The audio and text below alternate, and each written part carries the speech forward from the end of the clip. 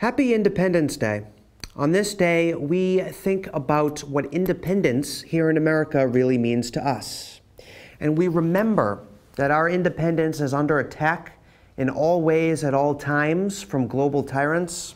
And we need to fight and we need to resist their takeover of our liberty and our independence and our freedom.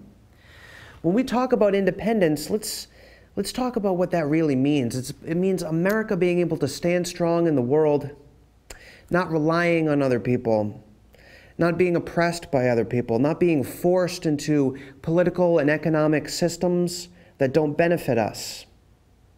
And yet our independence is under attack. Our energy independence is under attack.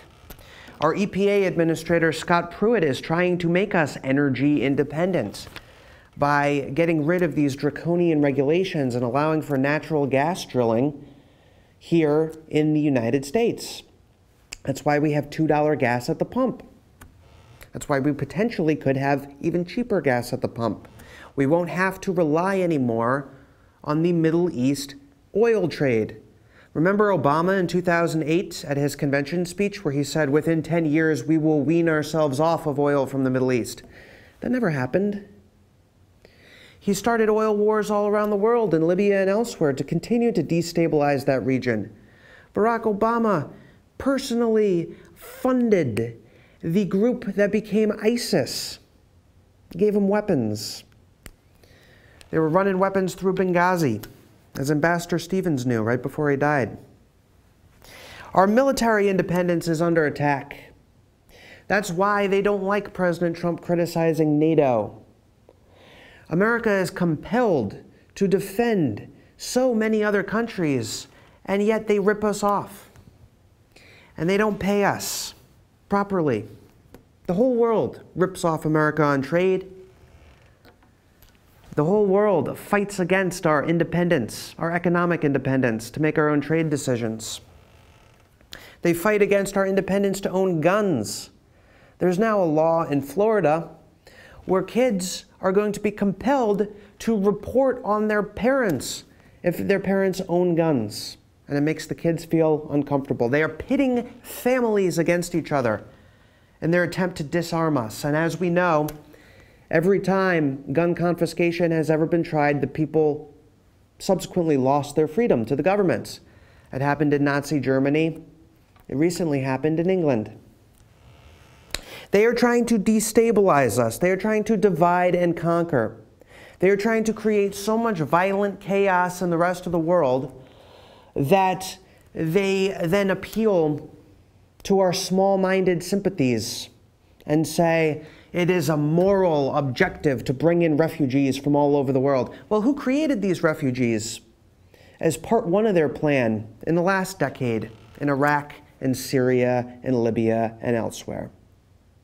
Who created this destabilization program to invade our shores with people who do not appreciate the American way of life or our freedom or our values? We're not going to have freedom of religion anymore because their secular religion, is being taught in public schools, and we are being taught that we are bigots if we teach our children Christian values. This is what they want to do. This is what Independence Day really means. And let's think about the movie Independence Day as President Trump creates a new Space Force. What happened in Independence Day? There was a supposed alien attack, and then the message was that the entire world had to come together as one. Bill Clinton has talked about this. If aliens ever invade, the whole world is going to have to come together and put aside our differences. And they teach us that tolerance and worldwide equality are virtuous things.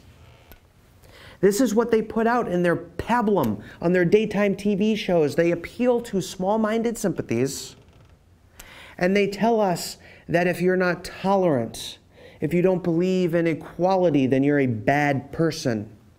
They appeal to fake morality so that they can consolidate their power and have our people here in the United States submit to their one-world government.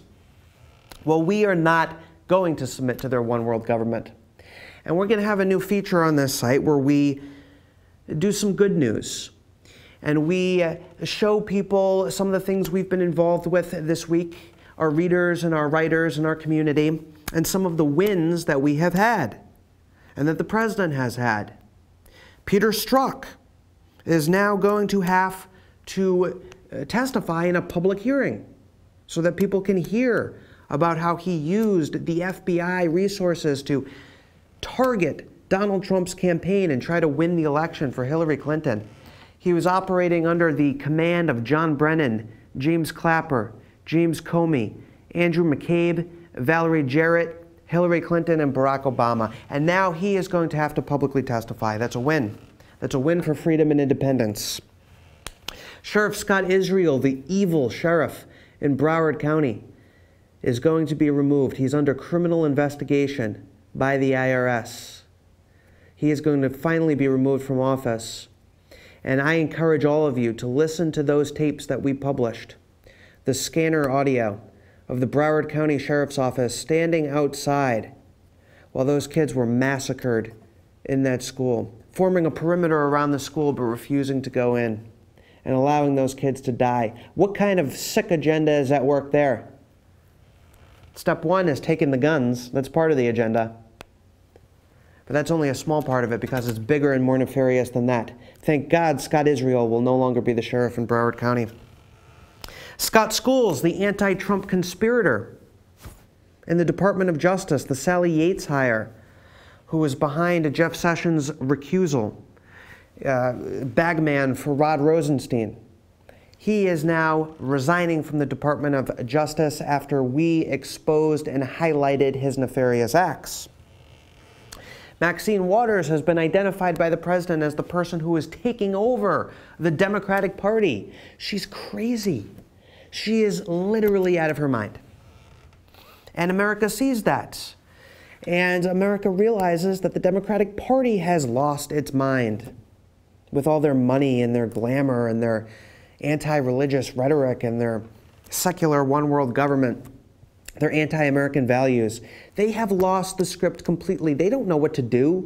Nancy Pelosi is not a smart person. She has no idea what she's doing. The Democrats are adrift, and America is realizing that. These are wins for freedom. These are wins for our independence, to sustain us and to keep us going as a free nation and a republic under God. Now, the immigration fight continues, but people are realizing that it was Obama, too, that separated these kids from their parents. And in fact, it was President Trump who stopped the Obama policy. It was President Trump who did the humane thing. And many of these kids, by the way, are being separated from human traffickers who are pumping them over the open border alongside heroin and guns and bombs and a whole lot of other things that the cartels are pumping into our country. But the establishment thinks that's okay because as soon as people get hooked on heroin, then they can get them hooked on synthetic heroin, like the OxyContin that they shove to recovering heroin addicts who have been through the criminal justice system. My friends, there is a dark globalist agenda at work. They seek a one-world government. They seek the destruction of our American republic. And so today, let us, more than ever, fight for our independence and realize that the American Revolution continues and we must constantly renew our commitment to the ideals of July 4th, 1776. Thank you, and God bless America.